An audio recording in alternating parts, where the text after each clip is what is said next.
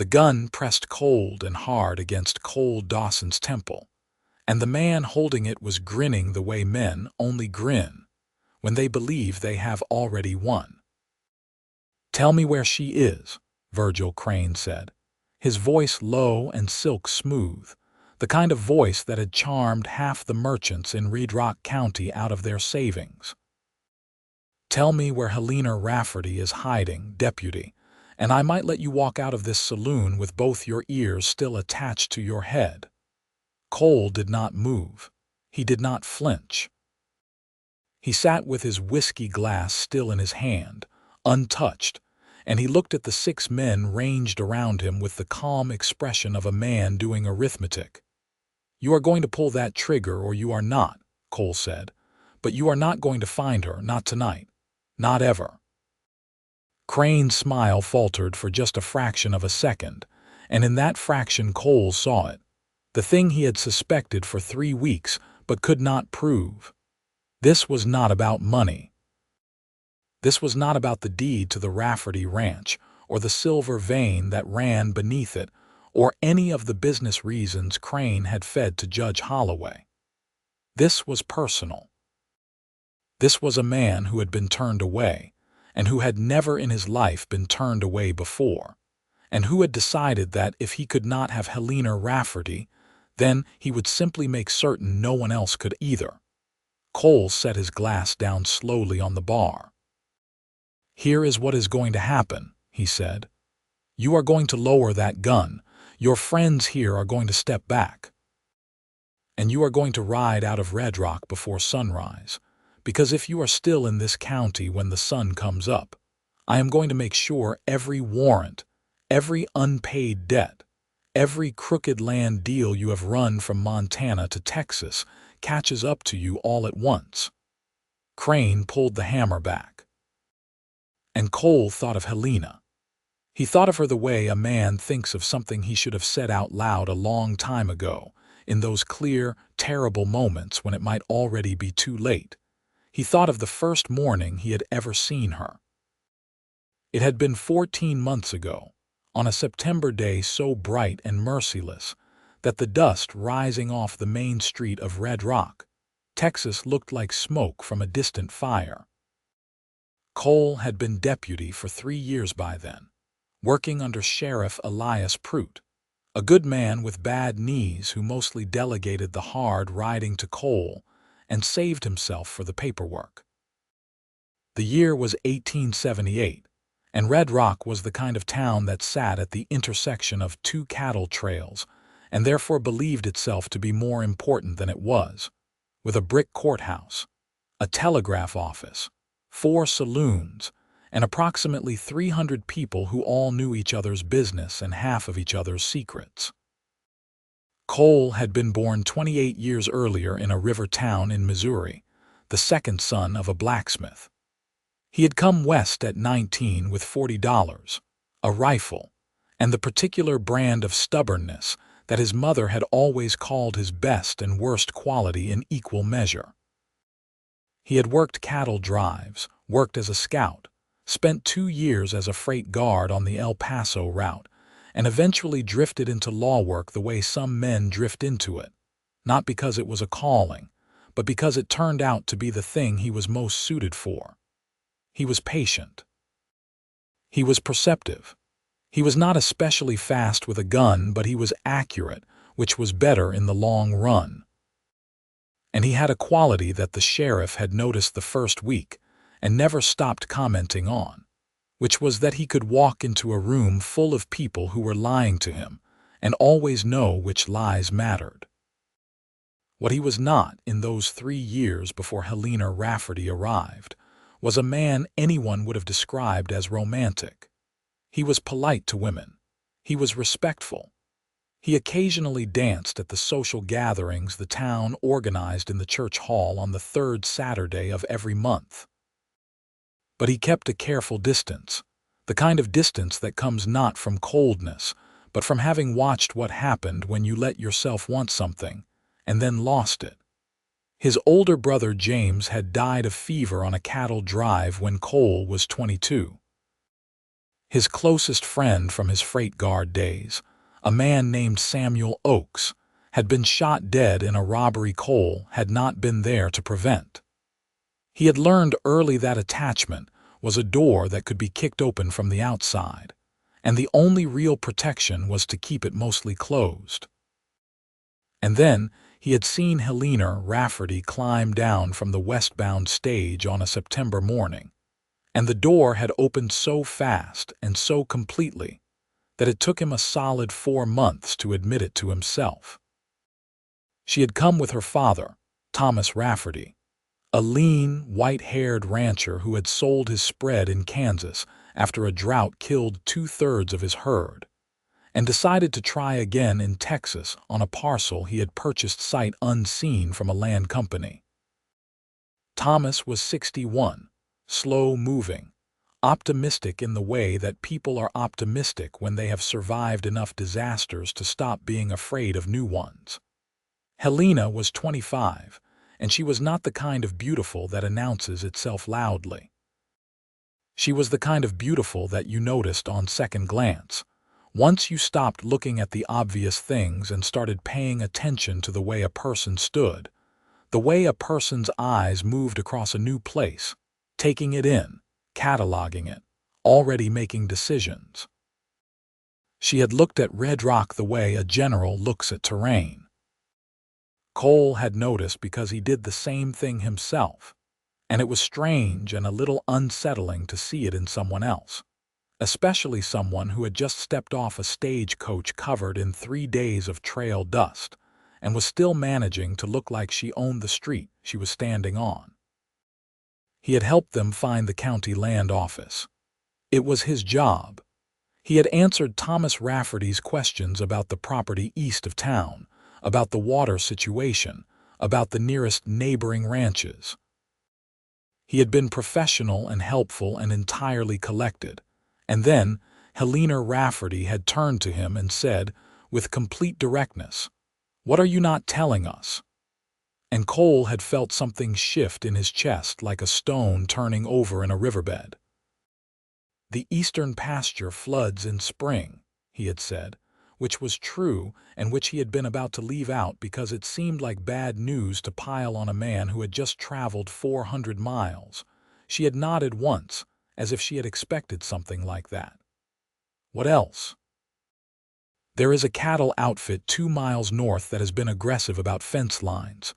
You will want to settle that in writing early." "Thank you," she had said, not warmly, not coldly, just honestly, as if honesty was the only currency she found worth spending. He had thought about that exchange for the rest of the day, and he had not been able to fully articulate why. The Raffertys settled into their ranch, which they named Rafferty Creek, after the small seasonal stream that bisected the eastern pasture. Thomas threw himself into rebuilding with the energy of a man who needed the work to stay alive. He hired 4 ranch hands, bought a breeding herd, repaired the existing fencing, and was visibly happier than he had been in years. Helena ran the house, managed the accounts, drove the supply wagon to town twice a month, and learned to shoot a rifle with a competence that she mentioned to no one, because she had noticed that men in Red Rock tended to become strange when women demonstrated competence in things they considered their own domain. Cole knew she could shoot because he had heard her. The one afternoon he had ridden out to the Rafferty place to follow up on a report about those aggressive northern neighbors, and she had been behind the barn putting holes in a row of tin cans at a distance that would have impressed a man who'd been doing it for years. She had not seen him approach. He had stood at the fence for a moment, watching, and then she had turned around and looked at him without embarrassment. "The Hendersons give you any more trouble?" He had asked, as if he had not just watched something that had quietly rearranged several of his assumptions. "Not since my father spoke to their foreman," she had said. "Though I expect it won't hold long." "Probably not," he had agreed. He had stayed for half an hour, talking about the fence dispute and the spring flooding and the best way to approach the county land commission. It had been entirely practical, and he had ridden back to town feeling a peculiar kind of warmth that he did not examine very closely because he knew exactly what it was, and he was not ready to deal with it. The suitors arrived in December. This was not entirely surprising. Red Rock had a significant gender imbalance in the way that all cattle country towns did, and any young woman of marriageable age who arrived with the additional qualities of a good family name, a going concern of a ranch, and a face and manner that men seemed to find particularly appealing, was going to attract attention. But the speed and persistence of it was something that caught Cole off guard, and the intensity of his own reaction to it caught him even more off guard. The first was a merchant's son named Garrett Flood, 29, good-looking in a well-fed way, who brought Helena a jar of preserved peaches and a prepared speech that lasted about 90 seconds before she thanked him politely and showed him the door. Cole heard about this from the merchant himself, who was puzzled and a little insulted on his son's behalf, and Cole had felt a complicated and entirely inappropriate satisfaction that he identified and then decided to ignore. The second was a cattle rancher from the northern part of the county, a widower named Alton Pierce, who was 44 and prosperous, and apparently believed that prosperity was a sufficient argument. Helena told him she was flattered but not interested. He came back twice more with variations on the same argument. Cole heard about the second and third visits because Thomas Rafferty mentioned them with a kind of helpless bemusement when Cole came out to the ranch to check on the fence dispute resolution. "She's particular," Thomas said, in the tone of a man who had long since accepted a fact of life. "Nothing wrong with particular," Cole said. Thomas had given him a look that Cole could not quite interpret. The suitors kept coming. A schoolteacher, a surveyor who was passing through and apparently decided to stay, a young man who worked at the telegraph office and wrote Helena a letter of remarkable poetic ambition that she read, thanked him for in person, and then filed away somewhere where it would never embarrass either of them. An older rancher who owned the largest spread in the county and who arrived at the ranch in a buggy with a silver handle on his walking stick, as if the silver would do the persuading for him. Each time, Cole heard about it, sometimes from Thomas, sometimes from other people in town, because Red Rock being Red Rock, nothing of any interest went unnoticed for long. And each time, Helena turned the suitor away. What no one knew, because Cole had told no one, was that he had also begun quietly doing something else. Something that, if anyone had asked him to explain it, he would have found very difficult to justify officially. He had started running interference, not in any dramatic way. Nothing that could be called interference exactly. But Garrett Flood's second planned visit to the ranch had been interrupted by Cole appearing at the merchant's store with a tax question that took an inconvenient amount of time. The surveyor who had decided to stay had received, from Cole, a very helpful tip about a better surveying opportunity 2 counties east, delivered in a friendly and entirely convincing way. The telegraph boy's letter had been answered by Helena herself, so there was nothing Cole could do there, and he had felt irritated with himself for even thinking in that direction. But he had said it, once, to himself in the privacy of his small rented room above the saddle shop, when he was being honest at 2 in the morning in the way that you can only be honest at 2 in the morning. None of them are good enough for her. He had said it and then immediately felt the full weight of what that meant, which was not a judgment about those men exactly, but about himself, about what he wanted, and what he was doing and what he had no right to do. He was a deputy with a rented room and a salary that covered necessities and small comforts and not much else. He had no ranch, no land, No particular prospects beyond continued employment in a job that would eventually wear down his body if it did not get him killed first. He had nothing to offer a woman who was building something real, and yet he could not stop. He told himself it was protective. He told himself it was professional. He told himself that he had a genuine, objective concern about the suitability of these men for a woman he respected, and that his actions were motivated entirely by that concern. He was lying to himself, and he knew it, and he did it anyway. In January, Thomas Rafferty got sick. It was not immediately serious. A chest cold that settled into something heavier, the kind of illness that puts older men in bed for weeks and then lingers for months afterward as a general fatigue and diminishment. The ranch hands kept things running, but the decisions fell entirely to Helena, and she made them with complete competence and zero complaint, driving herself through the work of 2 people in the cold Texas winter without asking anyone for anything. Cole started riding out to the ranch more often. He told himself, and anyone who asked, that he was keeping an eye on the fence situation, which had flared up again when the Henderson outfit moved a marker post 6 feet in the wrong direction. This was true.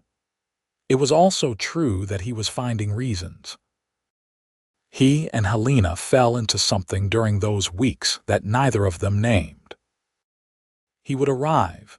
They would talk about the fence or the herd or Thomas's health or the county business. And then the conversation would drift into other things: her childhood in Kansas, his years on the cattle drives, books they had both read, ideas they had about things that had nothing to do with ranching or law enforcement. She had opinions that were sharp and sometimes surprising, and she argued them with a directness that Cole found more refreshing than he had ever found anything. She did not perform for him. She did not soften her views or adjust them based on what she thought he wanted to hear. And sometimes, when the afternoon light was going gold through the ranch house windows and Thomas was asleep in the back room and the fire was low in the stove, there were silences between them that were not empty at all. Silences that had weight and warmth, and something underneath them that Cole felt in the center of his chest like a hand pressing gently inward. He never did anything about it. He was very good at not doing things when doing them required a courage that was different from the kind he knew how to use. Then February came, and Virgil Crane rode into Red Rock. Crane was not from Texas. He was from somewhere north. The details changed depending on who he was talking to, which was itself a detail that Cole noted and did not like. He was 35, well-dressed in a way that was almost theatrical, the kind of man who had learned that a good coat and a confident manner could open doors that other methods could not. He had money, or appeared to have it. He had a persuasive story about investing in the region's growth, about bringing capital and connections to the county. And he had spent his first 2 weeks in Red Rock buying drinks, making friends, and making himself visible in exactly the right places. Judge Holloway liked him immediately. The mayor liked him. Several of the larger merchants liked him. Cole watched Crane work a room the way Cole watched everything quietly from the edges, cataloging what he saw, and what he saw was a man who was performing. Not lying exactly, but performing. Every gesture was calculated. Every laugh was placed. Every confidence he shared was shared strategically. He had seen men like Crane before. Usually they were selling something. When Crane rode out to the Rafferty ranch on a Thursday afternoon in the second week of February, Cole knew about it the next morning because Thomas mentioned it during one of Cole's check-in visits. Crane had been charming and attentive, and had apparently spoken to Thomas for 20 minutes about the challenges of running a cattle operation single-handed, with such apparent understanding and sympathy that Thomas had almost liked him. Helena had not liked him at all. She had not said so to her father, because she was careful with Thomas and did not want to add to his worries. But Cole had seen it in the way she described the visit, the precise, contained way she chose her words, the way her eyes went a little still when she talked about what Crane had said and how he had said it. "He knows exactly what to say," she said. "That's the problem. Everything he said was right. None of it felt true." Cole had looked at her for a moment. "Trust that," he had said. She had met his eyes across the kitchen table. "I intend to." Crane came back. He was persistent in a way that had a kind of engineering to it. Never too aggressive, never too available, always calibrated to seem reasonable and simply devoted. He brought small gifts for Thomas, which Thomas appreciated. He arranged for a new piece of ranch equipment to arrive from San Antonio, claiming he had happened to have a connection with the supplier and had secured a better price as a favor. The equipment was good, and the price was genuinely better than the local option. Helena had thanked him and said she could not accept it. He had smiled and said that it was nothing, really, just a small kindness between neighbors. She had returned it anyway, having taken the time to arrange the logistics of the return with a care and determination that told Cole everything he needed to know about how she felt. Cole had started looking into Crane's background around this time, using the telegraph connections he had built up over 3 years to ask questions of lawmen in other counties and other states. The answers came back slowly, pieces at a time, and what they built was a picture that was troubling in ways that were difficult to act on legally but impossible to ignore. Crane had been involved in 2 land disputes in Colorado that had ended badly for the original property holders. There were no criminal charges, nothing that had ever resulted in arrest or prosecution, but the pattern was there for anyone patient enough to see it. A man arrives. A man charms. A man cultivates relationships with people who have influence. And then something happens. A debt is called. A contract is enforced. A piece of property changes hands and the man moves on. And somewhere behind him there are people who lost something they cannot get back. Cole wrote out what he had found and read it twice and understood that it was not enough to act on. Not legally. Not officially. He went to see Helena. It was a Sunday afternoon in late March, and the Texas sky was doing the thing it does in spring where it cannot decide between blue and storm, both colors fighting for dominance. He rode out to Rafferty Creek and found Helena in the kitchen garden she was putting in along the south side of the house, turning soil with a spade, her hair pinned up under her hat, her sleeves rolled to the elbow. She saw him coming and waited, leaning on the spade. She had that quality of stillness that some people have, the kind that is not passivity but the opposite of it, a complete, gathered calm. He told her what he had found. He told her plainly and without embellishment, because she would have known embellishment and it would have served no one. When he finished, she was quiet for a moment. The wind moved through the garden. Somewhere a mockingbird was practicing several different songs in rapid succession, unable to commit to any of them. "What can you do about it officially?" she asked. "Nothing yet," he said. "Not without more." "And unofficially, I am watching him," Cole said. "That's the most I can tell you right now." She looked at him steadily. "He is not going to stop," she said. "He does not like being told no." "I know," Cole said. "I can handle him," she said, and it was not bravado, it was an assessment. "I know that too," Cole said, another silence, the kind with weight in it. "Cole," she said, and the way she said his name did something to him that he could not explain and did not try to. "Helena," he said. "Why do you ride out here?" she asked, not accusatory, not coy. Just honest, the way she always was. "The fence dispute has been settled for 2 months. The Henderson trouble is done. What brings you out here every week?" He looked at her. He thought about all the things he had been telling himself for 6 months and how thin they had started to sound. "You know why," he said, and even as he said it, he felt the inadequacy of it, the cowardice of letting her do the work of naming it. "I want to hear you say it," she said. He got down off his horse.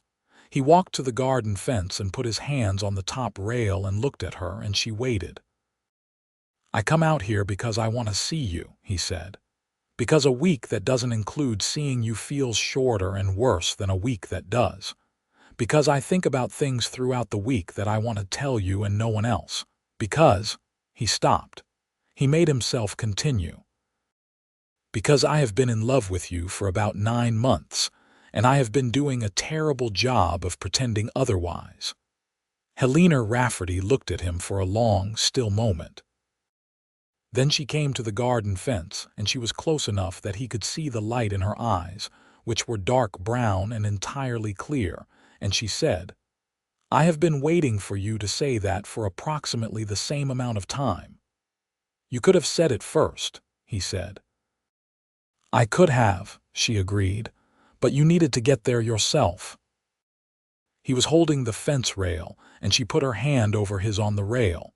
And it was the smallest thing, a hand over a hand on a wooden fence rail in a kitchen garden in Texas in spring. And it undid 6 months of careful distance in about 4 seconds. They stood like that for a moment that stretched out well beyond its actual length. And then Cole said, because he was the kind of man who even in the most significant moments of his life could not entirely let go of practicality, "I don't have much to offer you." "That is the most dishonest thing you have ever said to me," Helena said. He looked at her. "You have offered me the truth about this ranch every time you knew something I needed to know. You have watched out for my father without being asked. You have come out here week after week and talked to me like I have a mind worth talking to. You have never once treated me like a problem to be solved or a prize to be won." She was still holding his hand on the rail. "Those things matter considerably more than land." He turned his hand over under hers and held it properly, fingers laced together, and said nothing for a moment, because there was nothing to add. "I should tell you," he said finally, "that I have been running interference with some of your other callers. Not everyone, but some of them." She raised an eyebrow. "I know," she said. He blinked. "You know." "The surveyor left town remarkably fast after spending a week telling everyone he planned to stay," she said. "And the Garrett flood situation had the texture of a coincidence that wasn't quite natural enough." A slight warmth in her expression, something just short of a smile. "I wasn't entirely angry about it. You should have been," he said. "It wasn't right. I had no claim." "No," she said, "but you had feelings, and feelings make people do unreasonable things. I have generally found that the feelings underneath are more important than the unreasonable actions on top, provided the person in question is willing to be honest about them eventually." "You have a very generous philosophy," Cole said. "I have a very pragmatic philosophy," she corrected. "There's a difference," he laughed. It came out of him with a kind of relief, a release of something that had been held tight for a long time, and she smiled at the sound of it. The first real, unguarded smile he had ever seen from her, and it was something that he filed away immediately in the place where he kept things he intended to remember for the rest of his life.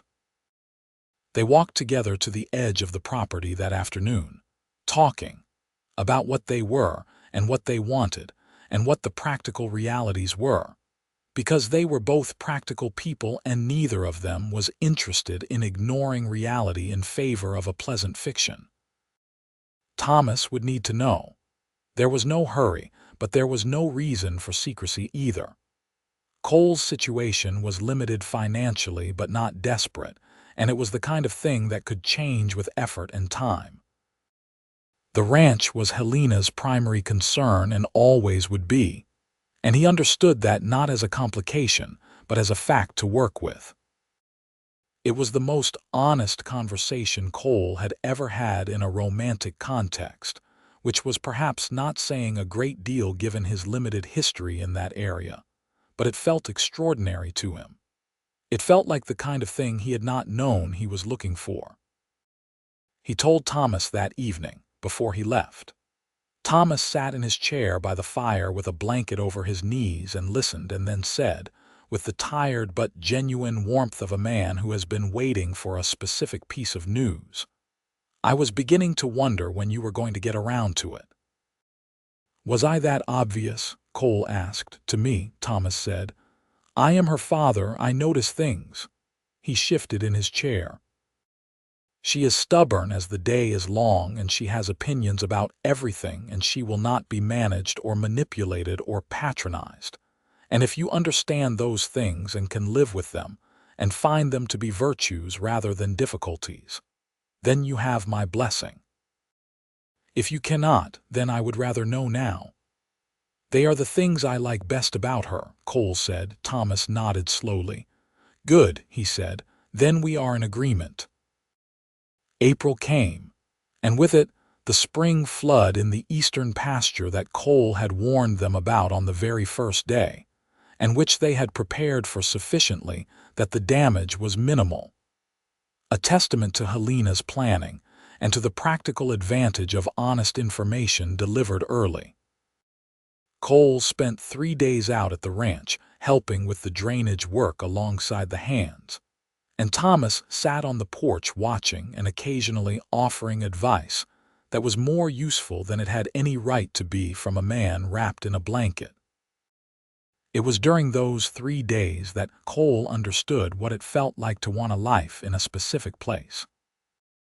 He had spent 9 years moving through the West without that feeling, or with only the faintest ghost of it, and now it was present and solid, and he recognized it as the thing that had been missing. Virgil Crane, meanwhile, had not given up. He continued his social campaign in Red Rock, continued buying drinks and making friends and cultivating the goodwill of Judge Holloway, who had by may become one of his most enthusiastic endorsers. He came out to the ranch twice more during April, and both times Helena received him in the parlor with her father present, and the conversation with the precision of a woman who understood exactly what she was dealing with and refused to give it any unnecessary footholds. Cole's investigation continued through the Telegraph. In May, he heard back from a contact in Denver who had known Crane during the Colorado land disputes, and the picture he got was more specific and more concerning than what he had assembled before. Crane was not simply opportunistic. He had a specific method. Identify a property with hidden value, mineral rights, water rights, favorable location, cultivate the owners, introduce the idea of partnership, then use legal mechanisms to enforce claims that the original owners had not fully understood when they agreed to them. He had done it twice in Colorado, and once, his contact believed, in New Mexico, though the New Mexico situation was harder to verify. The silver vein under Rafferty Creek was not a secret exactly. There had been speculation about it since the land was surveyed. Nothing had been proven or confirmed, but the speculation was credible enough that a man who did his research would know about it. Cole rode out to the ranch in the second week of May with this information, and he and Helena and Thomas sat at the kitchen table on a warm evening with the windows open and the cattle sounds drifting in from the pasture, and talked about what it meant. "He needs a legal mechanism," Cole said. "Some kind of agreement or contract that looks reasonable on its face but gives him rights he can enforce later." "Has he proposed anything like that?" Thomas and Helena exchanged a look. "He mentioned a partnership last time he was here," Thomas said. "Investment in the operation in exchange for a share of future profits and mineral rights. I said I would think about it." "Did you sign anything?" "No," Helena said firmly. "I was in the room." Cole let out a slow breath. "Good, don't." "We had no intention of it," Helena said. "But now, I understand better why he is still here." They talked for an hour about options. Cole's legal authority was limited without concrete evidence of wrongdoing. What he could do was make Crane aware that his background was known and documented, which might be enough to persuade him that Red Rock was not the easy prospect he had calculated it to be. It was a risk. Confronting him could also harden his position, but they agreed it was the right move. Cole found Crane at the saloon 2 days later and told him, quietly and without theater, what he knew. He named the Colorado disputes. He named the pattern. He said that he had documentation, which was true, and that he had shared it with the county sheriff, which was also true, and that Judge Holloway had been informed, which was a strategic use of the word informed since he had not yet gotten around to it, but intended to within the week. Crane had listened with the same polished composure he brought to everything. He had said that Cole's information was incomplete and mistaken, which was the denial Cole had expected. He had said that he had no intention of leaving a county where he had made legitimate investments and legitimate friends. He had smiled the smile of a man who was recalculating, and Cole had walked away knowing that the situation was not over but had changed in some important way. What he had not anticipated was that Crane would change tactics entirely. June arrived with a heat that sat on the Texas hill country like a flat hand. The first week of June brought a development that Cole learned about from Thomas, who had received a visit from a man he did not know, a land agent from San Antonio, arriving with a sheaf of documents and a polite, businesslike manner, and an offer to purchase Rafferty Creek outright at a price that was generous but not so generous as to seem suspicious. Cole recognized the name of the land agency from his Denver contacts letter. It was one of 3 companies that Crane used as intermediaries. The purchase offer was Crane's alternative to partnership. If he could not get the rights through a contract, he would simply try to buy the property, and if the Raffertys did not sell voluntarily, there were other ways. That was the word from Denver. There were other ways. Cole did not tell Thomas the last part. He told Helena. She had stood very still in the yard where they were talking, the summer evening cooling around them, and her expression had gone to the gathered, level quality it had when she was thinking hard and fast. "He is escalating because he knows you are watching him," she said. "Yes. So the faster we neutralize him officially, the safer the ranch is." "That's my read," Cole said. "I need more time to build something that the judge will act on. I am going to need to get someone from Denver to travel here, or at minimum to provide a sworn statement." "How long?" "For weeks, maybe 6. She absorbed this. "We will not sell," she said, "and we will not sign anything, and I will make sure my father understands fully why, Helena." He reached for her hand, and she gave it immediately, her fingers folding over his with the matter-of-fact ease of something that had become natural in 2 months. "I don't want to frighten you unnecessarily." "I am not frightened," she said. "I am angry. There is a significant difference." She looked at him directly. "I am also grateful. I need you to know that." "You don't have to be grateful," he said. "This is not, Cole," she said. "Stop. Let me be grateful. It is not diminishing to accept help from someone who loves you." The word landed and stayed. It was the first time either of them had used it outside of that one declaration at the garden fence in March, and he thought he would probably always remember exactly how the light looked, the exact angle of the summer evening, the way she looked at him with her dark eyes entirely clear. "I love you," he said. Because she had said it, and because he meant it, and because he was trying to be braver about saying the important things. She squeezed his hand and leaned into him, her shoulder against his shoulder, and they stood there in the yard while the evening came down around them, and it was, for a few minutes, completely simple. Then July came, and Crane made his move. It was not what Cole had anticipated. He had anticipated a legal maneuver, or another property offer, or possibly an attempt to bribe someone in the county records office. What he had not anticipated was that Crane would go around all of it and approach the situation from a direction that was considerably more dangerous. He hired men. Not openly, not in any way that could be easily connected back to him. But two of the Rafferty ranch hands quit within 4 days of each other in early July, citing personal reasons that were vague enough to be suspicious. And 2 new men took their positions.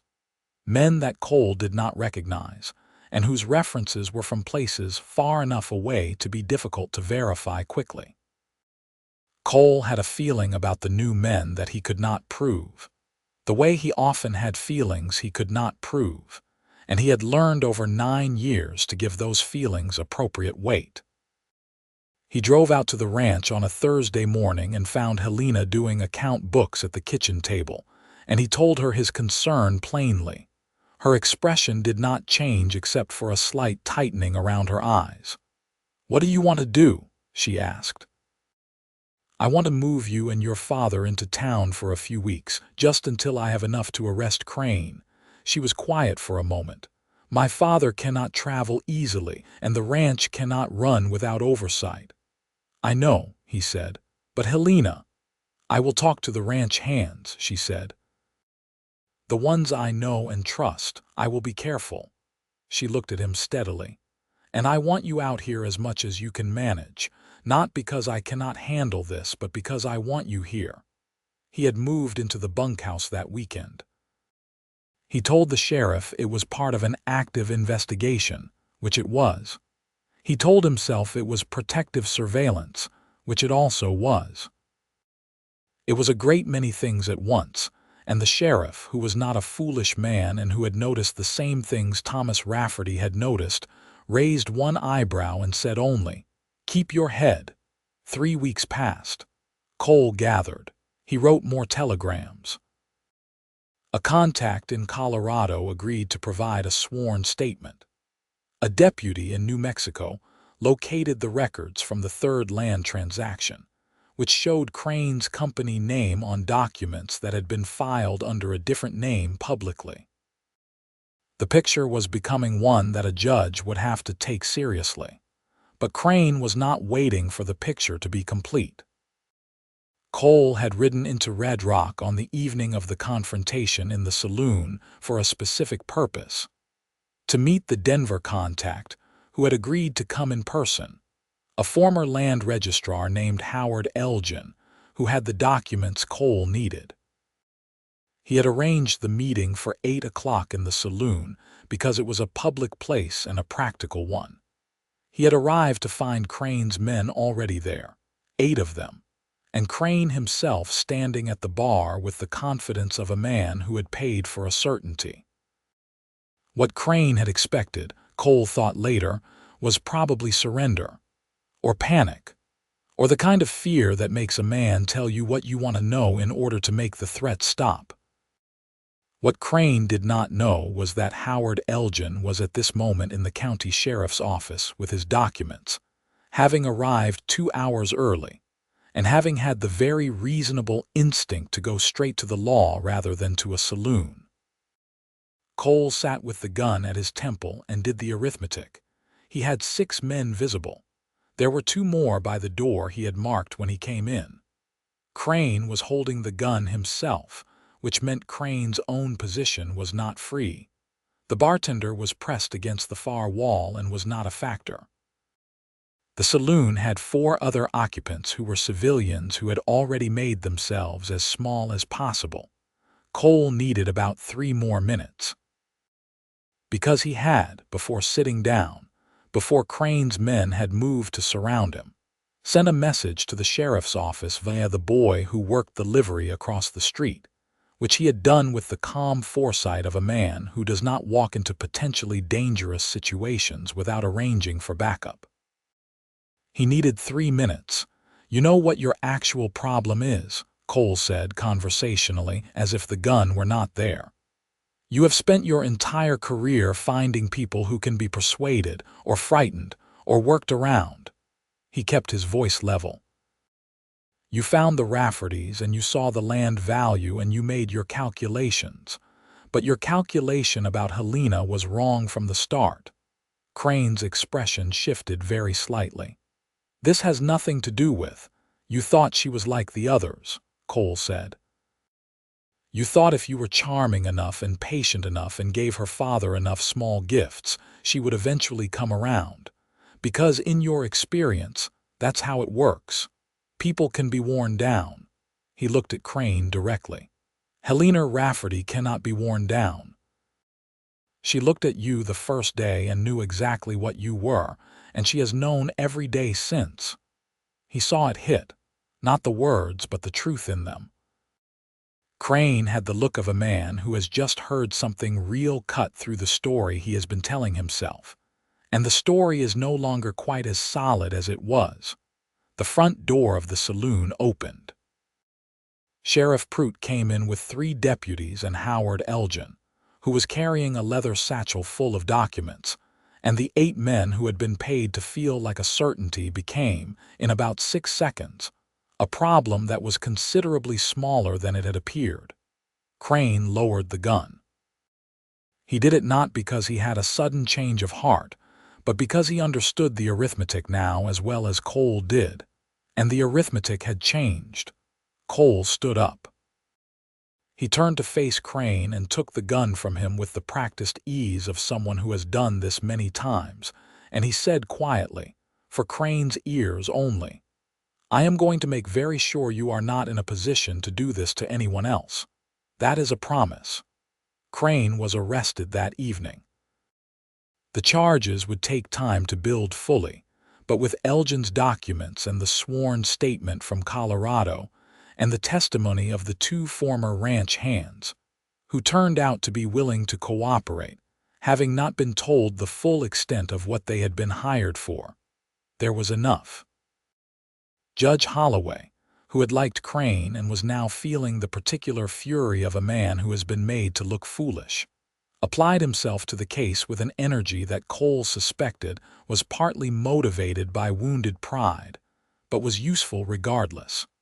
Cole rode out to Rafferty Creek that night. It was late, nearly midnight, and the Texas sky was scattered with stars in the extravagant way it gets in summer when there are no clouds to compete. He had sent word ahead via a neighbor who lived between town and the ranch, so Helena was awake and waiting on the porch when he arrived, a lamp burning beside her. He tied his horse and walked up to the porch, and she came down the steps to meet him, and they stood in the yard in the dark, and he told her what had happened. All of it. She listened without interrupting, and when he finished, she was quiet for a moment, and then she put her arms around him, which was something she had done before but never with quite this quality of genuine release, the unclenching of something held tight for a long time. He held her in the dark Texas yard and felt the same release in himself and thought about how close it had come to going differently, and did not say that out loud because it was a truth that was better acknowledged silently. "Is it over?" she asked against his shoulder. "Yes," he said. "It's over." "Good," she said. They stood there for a while. The horses moved in the paddock. The mockingbird that lived in the oak tree at the corner of the yard was, for once, entirely silent. Cole pulled back enough to look at her. The lamplight from the porch reached her face, and he looked at it with the attention that he gave to everything that mattered, the particular attention he had given her from the very first morning on the main street of Red Rock. "I have something to say," he said. "All right," she said, watching him. "I told you in March that I don't have much to offer you, and you told me I was wrong, and I think you were right, mostly." He breathed in. "But I also want to build something. I don't want to be a man who comes to check in on your ranch and sleeps in the bunkhouse. I want to be here, properly here. I want—" He stopped and made himself say it the right way. "I want to marry you, Helena, if you will have me. I want to build a life here on this land, with you and your father and whatever comes after." She looked at him for a long moment in the lamplight, and he waited, and the waiting was not comfortable, but it was something he could do. "Yes," she said. Simply and completely, the way she said everything. He kissed her then, in the yard, under the summer stars, in the manner of a man who has waited considerably longer than was necessary, and has decided he is not going to wait a single moment more. August in Rid Rock moved with a kind of golden slowness that contrasted sharply with the urgency of the months before. The Crane case proceeded through the legal machinery of the county, with an efficiency that Cole attributed partly to Judge Holloway's wounded pride and partly to the quality of the evidence. And by September, there were enough formal charges filed to keep Virgil Crane occupied with legal difficulties for years to come. He was held on bond pending trial, and Cole was informed by his Denver contact that 2 other counties were interested in filing their own actions, which meant that even in the unlikely event of a favorable verdict in Texas, Crane's prospects were comprehensively poor. Thomas Rafferty had recovered sufficiently by August to be managing the ranch again in a limited capacity, with Helena handling the decisions, and Thomas providing the experience and the authority when it was needed with the county and with suppliers. He was not the man he had been before the illness. A certain energy had been permanently borrowed by the winter sickness and not entirely returned. But he was present and engaged and deeply content in the way that men are when they can see that the thing they built is in good hands. When Cole told him formally that he intended to marry Helena, Thomas had said only, "I know," and reached out to shake his hand, which Cole felt was about as complete an acceptance as a man could offer. The wedding was in October. It was not elaborate. Neither of them wanted elaborate. It was held at the Rafferty Ranch on a Saturday afternoon when the Texas Hill Country was doing the thing it does in autumn, going red and gold along the creek banks and burning clear blue overhead. And the officiating was done by the Methodist minister, who rode the circuit through Red Rock every 3 weeks, and who had a practical understanding of the frontier preference for getting to the point. The sheriff came, and several of the merchants Cole had built relationships with over 3 years, and the ranch hands and a few neighbors, and Helena's friend from town, a woman named Margaret Hollies who ran the general store with her husband and who had been giving Cole meaningful looks for approximately 8 months. Thomas sat in a chair at the front because the standing was hard on him, and he watched his daughter say her vows with an expression of such uncomplicated happiness that Cole found it difficult to look at directly, the way you cannot look directly at certain kinds of light. Helena wore her mother's blue dress, which she had brought from Kansas in a trunk and maintained with great care for exactly this kind of occasion. Or so she told Cole the morning of the wedding when he asked why it was such a particular shade of blue. She had her hair down for the occasion, which Cole had never seen before, and the effect was something he registered in the specific way he registered things that were going to stay with him permanently. He said his vows and meant them the way he meant very few things in his life, with the full weight of himself behind them, no reservations and no qualifications.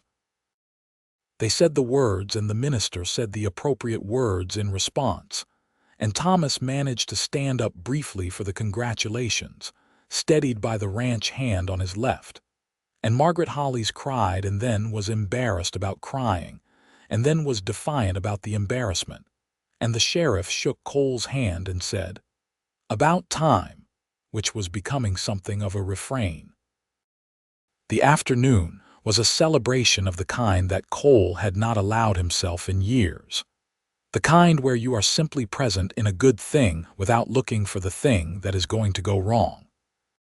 Helena moved through the guests with the ease of someone who is entirely herself in every context, and Cole moved beside her and felt the particular rightness of it, the specific click of two things that fit. Late in the afternoon, when the guests had eaten and the light was going gold and long across the pasture, Helena took his hand and led him away from the gathering to the garden fence where they had stood in March, where it had started properly, and they leaned on the fence together and looked at the pasture and the creek beyond it and the hills beyond the creek.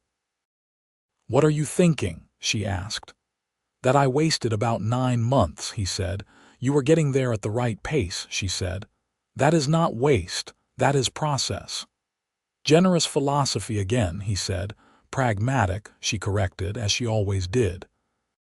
He put his arm around her, and she leaned into it, and they stood at the fence in the October light, and the mockingbird in the oak tree at the corner of the yard sang 3 different songs in rapid succession, as if trying to settle on the one most appropriate for the occasion. The years after the wedding had a quality of accumulation that Cole had not fully understood was possible. The way good things build on each other, the way a life becomes itself through the layering of ordinary days. He kept his deputy's position through the winter and into the following spring, riding the county line and managing the business of law enforcement with the same patience and precision he had always brought to it. But increasingly his days ended at Rafferty Creek rather than at the room above the saddle shop, which he had formally vacated in November with a satisfaction he had not expected to feel about the ending of a chapter of his life. He worked the ranch on his days off, learning the cattle operation with the same methodical attention he brought to everything. He was not a natural rancher the way Thomas had been. He had not grown up with it. But he was a fast learner, and he was not too proud to ask questions or to take direction. And Helena taught him the things he needed to know with the direct, unsentimental efficiency that she brought to all instruction. Thomas's health continued in the uneven, compromised way that became the pattern of his last years. Better in summer, harder in winter, always diminished from what it had been but still present, still engaged. He and Cole had settled into an ease with each other that Cole valued considerably. Thomas was a man who had seen a great deal and thought carefully about what he had seen, and their conversations in the evenings, with Thomas in his chair and the lamp burning and Helena at the table doing accounts or reading, were some of the best of Cole's adult life. In November of 1879, almost exactly a year after the wedding, Thomas passed quietly in his sleep on a cold night when the creek had frozen along the edges and the cattle were huddled in the lower pasture.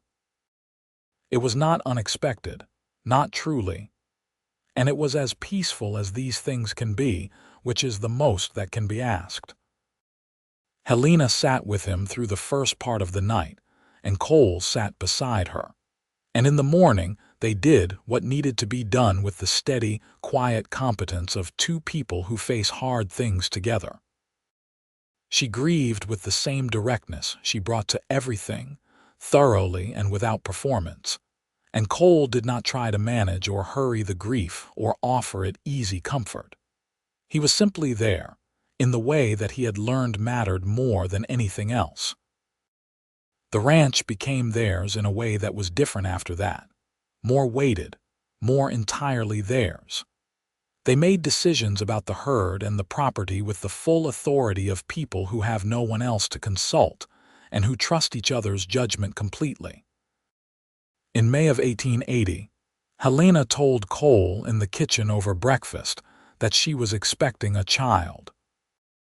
He had looked at her across the table and felt something that was larger than what he had words for, a kind of vertigo that was made entirely of happiness, the way the ground feels different when you realize you are standing somewhere you are meant to stand. He said, "Helena," and could not immediately add anything to it, she said. I know, because she did. He came around the table and pulled her to her feet and held her in the kitchen in the morning light, and she held him back, and they stayed like that for long enough that the coffee got cold. The child arrived in January of 1881, a boy, which Cole had not specifically hoped for or against, and which turned out to matter not at all the moment he saw him. They named him Thomas James Dawson, Thomas for the grandfather, James for Cole's brother, and he arrived into the world with a startling quantity of dark hair and the expression of someone who has just been informed of something they find unacceptable. Cole held his son in the ranch house on a January night with the fire going and Helena resting and the newness of everything pressed against him like a physical weight. And he thought about the 9 years of moving and the room above the saddle shop and the careful distance he had maintained from everything that could be taken. And he thought that the math was correct now, that the accounting balanced, that all the waiting had arrived precisely here. Helena recovered quickly, because she was Helena, and the ranch absorbed the new presence of Thomas James with the practical adaptability that characterized everything about that place. The boy grew. He was loud and stubborn and interested in everything, with his mother's eyes and his father's tendency to watch rooms from the edges before deciding to engage with them. Helena loved him with a completeness that was matter of fact and enormous. Cole was undone by him on a daily basis, and had accepted this as simply the new condition of his life. Cole left the deputy position in the spring of 1882, when the ranch had grown to a size that genuinely required full-time management, and when the opportunity arose to take on a second parcel of land adjacent to the original Rafferty Creek property, a purchase that required his full attention and most of their savings, and which was, by every measurement that mattered, the right decision. Sheriff Prout found a replacement deputy and shook Cole's hand with the warmth of a man who has watched something work out the way it should. "You were a good deputy," he said. "I was a particular kind of deputy," Cole said. "That's what I said," the sheriff replied, and Cole thought about the fence line interference and the surveyor and the carefully arranged tax question, and he appreciated the sheriff more than he said. He was a rancher after that. Rafferty Creek Ranch, which they had renamed Dawson Creek Ranch in 1882, becoming a property of considerable size and an operation that required 4 full-time hands and the complete attention of both owners. They were known in the county as people who ran a clean, honest, hard-working operation, who paid fairly and expected fairness in return, who were not to be trifled with, and who were not particularly interested in being trifled with. Helena drove into Red Rock twice a month, as she always had, for supplies and business, and because Margaret Holly's at the general store was her closest friend, and their conversations were important to both of them. Cole rode the county with the ease of a man who knows every fence line and water source and neighbor's name, building the kind of deep familiarity with a place that takes years, and that constitutes its own kind of belonging. In 1883, their second child arrived, a girl, born in August on a day that was hot even by Texas standards, with the windows open, and the smell of the pasture coming in and Helena managing the entire business with the same focused pragmatism. She managed everything else. They named her Clara Rose Dawson, and she came into the world with a quantity of red gold hair that neither of her parents could account for genetically, and which they decided must be some deep family inheritance from somewhere. And she was from her first days a creature of enormous will and enormous affability simultaneously, which kept everyone around her in a constant state of interested uncertainty. Thomas James, who was 2.5 when Clara arrived, approached his sister with the cautious, assessing attention of someone encountering something genuinely new, and within a week had decided that she was his primary interest and responsibility, a position he maintained with absolute consistency as they grew. Cole watched his children and his wife across the table at supper in the autumn of 1883, and thought about standing on the main street of Red Rock in September of 1878 and watching a woman climb down from a stagecoach and look at a new town the way a general looks at terrain. He thought about the months of careful, cowardly distance. He thought about the garden fence and the October wedding and the January night with Thomas James and the August day with Clara Rose, and the way all of it had built to this ordinary supper, this kitchen, this family. He thought that the thing he had been most wrong about in those early months was the idea that what he had to offer was insufficient. He had thought in terms of land and money and material things, and he had been entirely correct that he had limited quantities of those. What he had not calculated was everything else: the attention he paid, the steadiness he brought, the honesty he could not stop being even when it was inconvenient, the love that had opened up in him like a door kicked wide and that had never, in 5 years, shown any inclination to close. Helena caught him looking and looked back at him across the table with the dark, clear eyes that he had been looking into for 5 years, and that still did the same thing to him that they had always done. "What?" she said. "Nothing," he said. She raised an eyebrow. He said, "I was thinking about September of 1878. She considered this. Thomas James was eating his supper with the focused attention of a 2-year-old who takes food seriously. Clara was sleeping in the basket by the stove, her red gold hair brilliant in the firelight. "The stagecoach," Helena said. "You looked at this town like you were deciding whether to buy it," he said. "I was deciding a lot of things that day," she said. "Were you deciding anything about me?" She looked at him with an expression that was warm and direct and entirely hers. "I noticed you," she said simply. "I noticed that you told us the truth about the flooding when you didn't have to. That mattered."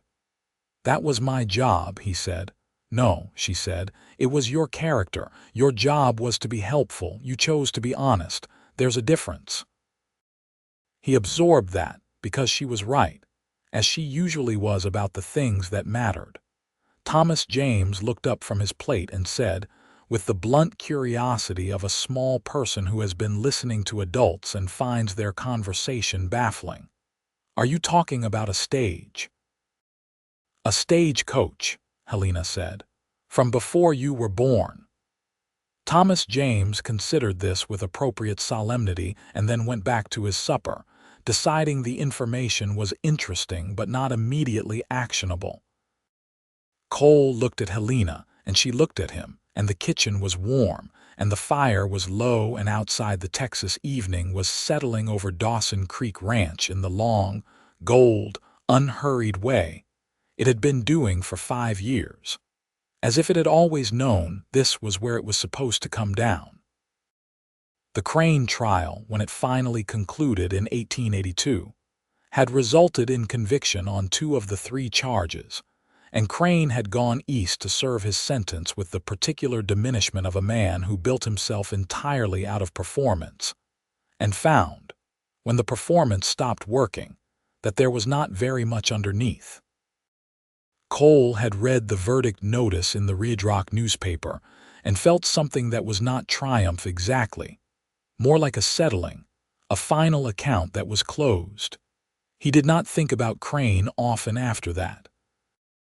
The Henderson fence dispute, which had been the very first professional issue he had ever addressed at Rafferty Creek, was finally, completely and permanently resolved in 1884 when the Henderson outfit sold to a new owner who had no interest in boundary aggression, and who became, in time, one of their better neighbors. In 1885, they took on a 3rd parcel of land to the south, and the following spring they drove a herd to market that justified the purchase entirely, and then some. The operation had become something that Thomas Rafferty, had he lived to see it, would have recognized as the fulfillment of the thing he had started. The thing he had crossed 400 miles and begun in his 60s to build, and which his daughter and her husband had carried forward with intelligence and care, and the particular stubbornness that Helena Rafferty had brought to everything she ever put her hand to. Cole turned 40 in 1890 and marked the occasion with no ceremony, because he was not a man who found ceremony comfortable. But Helena made a cake using the recipe from the back of a tin she had found at the general store, and invited Margaret and her husband and the 4 ranch hands and their families.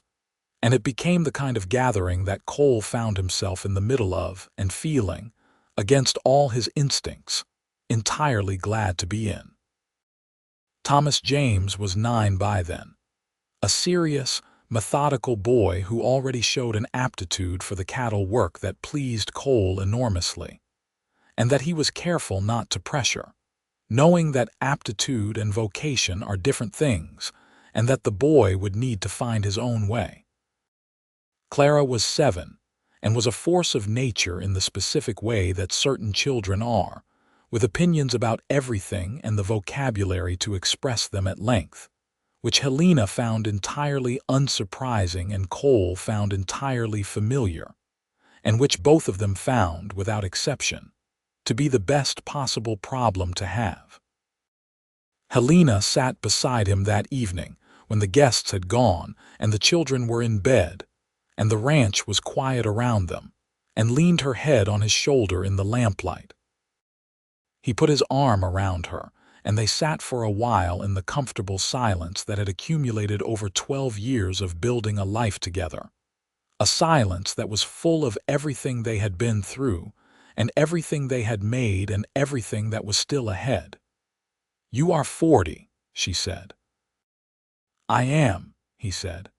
"How do you feel?" He thought about this with appropriate seriousness. He felt the slight stiffness in his shoulder that had started the year before, a remnant of an old fall from a horse that was making itself known with increasing persistence. He felt the deep familiarity of his own land, the property that he knew by every fence post and water source and tree line. He felt the weight of his wife's head on his shoulder, and the knowledge that his children were sleeping in the next room, and that the ranch was healthy, and the cattle were well, and that tomorrow he would get up and do it all again. "I feel like a man who made the right choices eventually," he said. Helena was quiet for a moment. Then she said, "You made them at exactly the right time." "You always say that," he said. "It is always true," she said.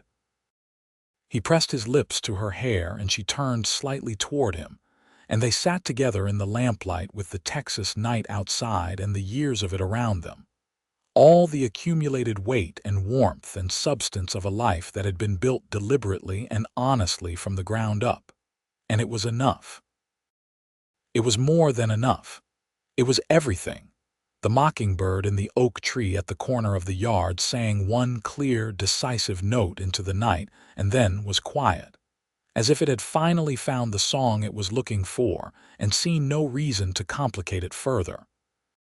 Cole Dawson, former deputy, rancher, husband, father, a man who had come west at 19 with $40 and a rifle and a stubbornness his mother had called his best and worst quality in equal measure, closed his eyes in the lamplight with his wife's hand in his, and felt the full weight of having arrived, and found it, without qualification, to be exactly what he had been looking for all along.